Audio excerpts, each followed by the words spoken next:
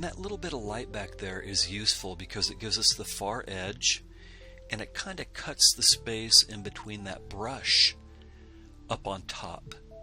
That brush up on top of the precipice there. And now a little bit of highlight on there. And I really want to keep that geometry. I just want to keep that idea of top plane, front plane, side plane. The front plane is getting hard light. The top plane, it is getting a grazing light. And then the side plane there, the right-hand side plane, of course, is in shadow. So I'm doing that accordingly. And notice how I'm letting my brush drag in the direction of the geometry, the way the light falls across it. So the top plane I was dragging across directionally, and now it suits me to get vertical strokes on that front plane. Your brushwork can be utilized to describe form. The direction of your brushstroke can help suggest form. And they call that economical brushwork, where you do the most rendering with the least amount of brushwork. And I tend to subscribe to that point of view. Painting like that, it doesn't mean it's the right way to paint, but when you're out sketching and you're under the gun, the more you can do with less is always going to be valuable to you. And you have the additional benefit that it can have quite a freshness to it. It can have a nice freshness in the directness of the painting. So there's some brush catching some light, some brush and some rock. So I'm just directionally, once again, indicating those, following the shapes of the foliage. But do you see my image already emerging there? The geometry of the scene?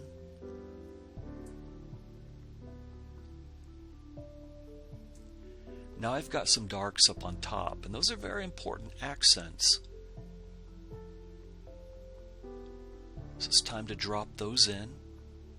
I know we have a bit of a glare there, but as they dry, you'll see that I'm going quite dark. Not quite black, but close to it.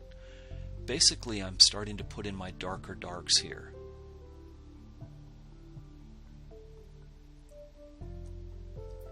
But with the glare, we can see how wet the stroke is. Kind of medium. I tend to think in terms of, is it an opaque stroke of paint? Is it a translucent stroke of paint? Or is it a transparent stroke of paint? Okay, so as that dries, you see that that's quite dark. I'm also carefully thinking about, as I go through the direction of light, very clear about what is cast shadow. Any cast shadows are going to be important to me.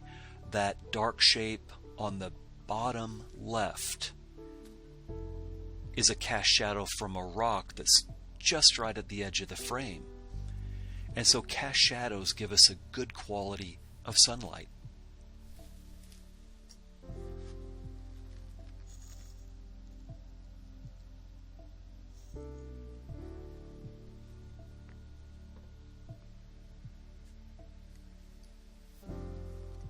And you see that my paint mixing is very simple. You know, I keep the black on one side, I keep the white on the other side, tend to paint the grays in the middle area, just for obvious reasons. The light areas down there in the lower right.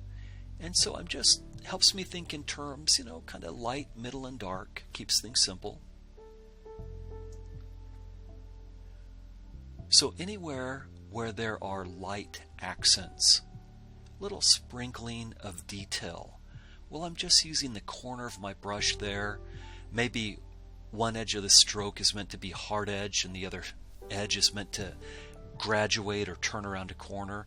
And so I'll put down a stroke and then I'll just use my finger to soften one edge so it feels like light that's curving, wrapping around a form and disappearing into shadow.